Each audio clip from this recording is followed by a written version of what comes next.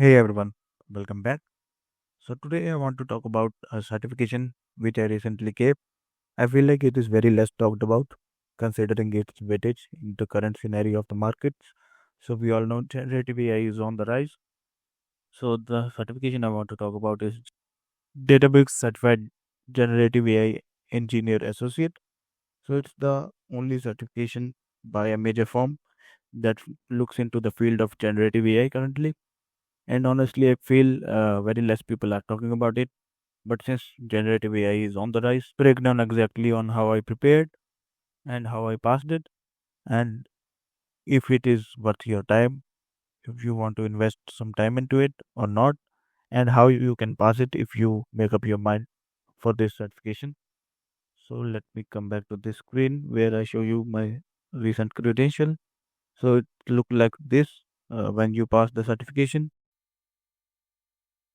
So this certification is a fusion of Databricks and generative AI. So we all know that data and AI are getting married. So as a data engineer, it made more sense for me to celebrate this marriage. So I expanded my horizon into the field of AI, and I think we should all expand our horizons into the field of generative AI ever since it has been rising in every industry and every field. So let's come back to this certification. Let me give you a brief about this certification. So these are the few topics that it will be covering: design of applications, data preparation, application development, assembling and deploying apps, governance, evaluating, and monitoring. So, this is the different overview of the sections and the percentages what the exam will cover. So, the number of questions vary from 45. In my case, I got 47 questions, so it might be plus minus 2 in every case, 45 plus minus 2. The time limit is 90 minutes. The registration fee depends upon the country you are giving or booking your exam in, and it might vary slightly after taxes, but more or less around $200. And if you guys are student, you might get some discounts. And also, as in my case, since we are working professionals, and Databricks has ties with different organizations, so you might get vouchers as well. So if you are a working professional, I would recommend you to reach out to the concerned people and try requesting a voucher. Just Databricks has ties with organizations, so they will be issuing voucher. And also, in case some of the organizations reimburse the full amount after you complete the certification, so you can go up with either case, either requesting a voucher or requesting a reimbursement. So the question type is multiple choice. All the questions have four choices and one option is the correct choice. We do not get any test dates, and there are different languages we can go for in order to give this exam.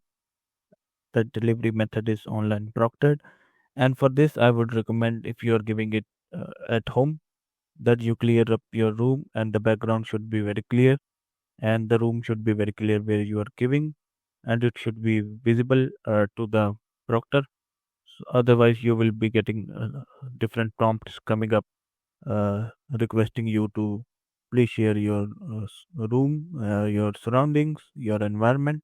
So I recommend you to clean it up before giving this exam, just to avoid any hassle during the exam. Then, are there any prerequisites? None. And training is highly recommended. This is a bit subjective. So in my case, also I am a data engineer and I've been working on Databricks and different Azure capabilities. But getting into the generative AI, I would say it is purely subjective on how you want to operate. But yeah, I would recommend you to some hands-on experience into the field of generative AI. So recommended experience, it's a 6 plus months. I would say this is also a bit subjective. It depends on how much knowledge you have pre-existing into the field of generative AI, or how much you are putting into the daily effort. So this is a bit purely subjective. The validity period is 2 years, and if I go back to my certification, so it is 2025 and date of expiration 2027. So it is 2 years. Now recertification, after it expires, we have to retake the test. Then exam may include someone's score item to gather some information. These are mainly before or after the exam. They come up with some questions. How was the experience? What was the feedback? So these are a bit about the exam. Now coming back to this section related training.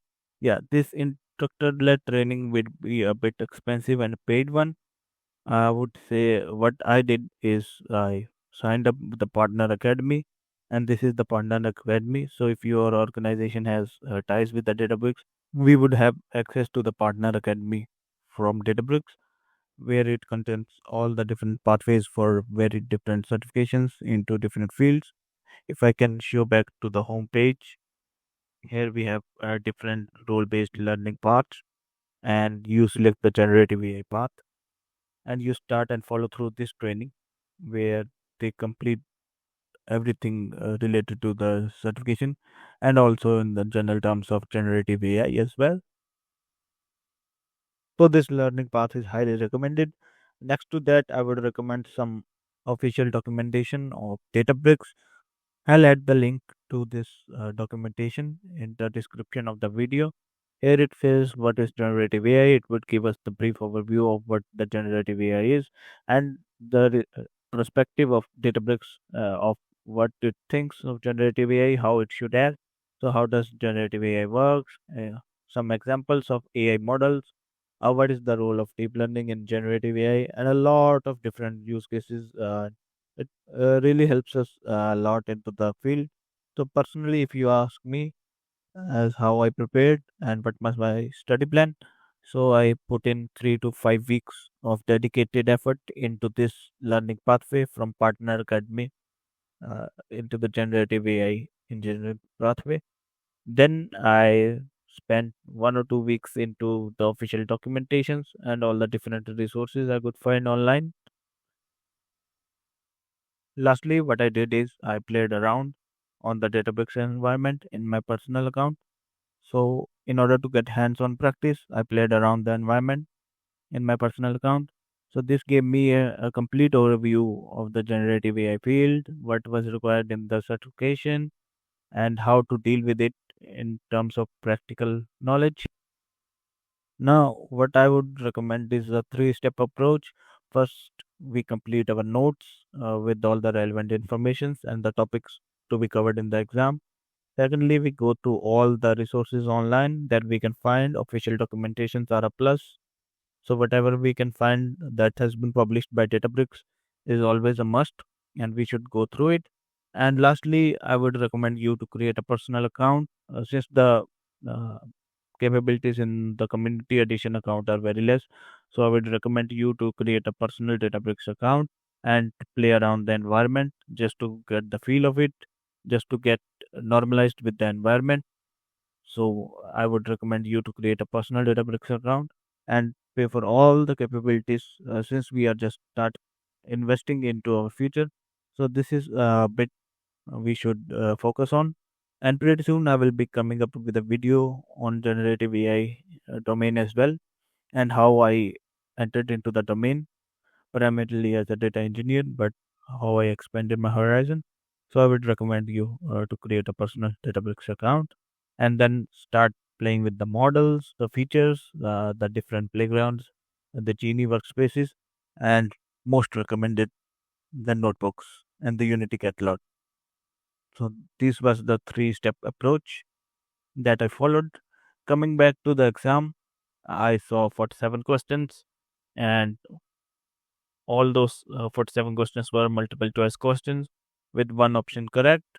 I would recommend you to hit review for later for the questions that you are not 100% sure.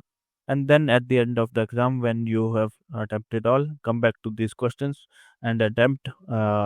In case you have slight idea, attempt the option which you have the maximum chances of getting it correct. Otherwise, just attempt anything since the negative marking is not there. So I would not recommend you to leave any question as blank or unanswered. Now let's talk about the relevance of the certification and the exam. So I would say this certification is very shiny and it stands apart on our resume, and our resume automatically becomes very relevant once we have the certification. And considering the current market scenario, this certification is very relevant in every field, in every market we talk about. And I would say Databricks is a big player, and to get a certification into the generative AI from a big player, I would say it is a must or go through, and at least we should consider giving this exam. So that was about the relevancy. Now, if you are preparing for the data engineer professional one, I already have a playlist regarding that. It is currently 5 videos, but pretty sure I will be adding a few more videos. And the plan is to include all the relevant questions that we might face in the exam, but not only the questions and the answers, but I also try to explain it using the Databricks interface, so it is more clear. So my last appeal would be to share my channel with the fellow data and AI enthusiasts.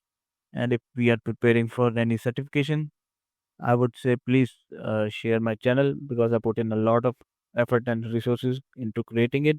So it would be very helpful if you share it among fellow data and AI enthusiasts. So with this, I conclude my video on how to prepare for the certifications. I would also come up with the 2 videos in this series on how to prepare for data engineer professional one and the associate one. So please stay tuned. Thank you.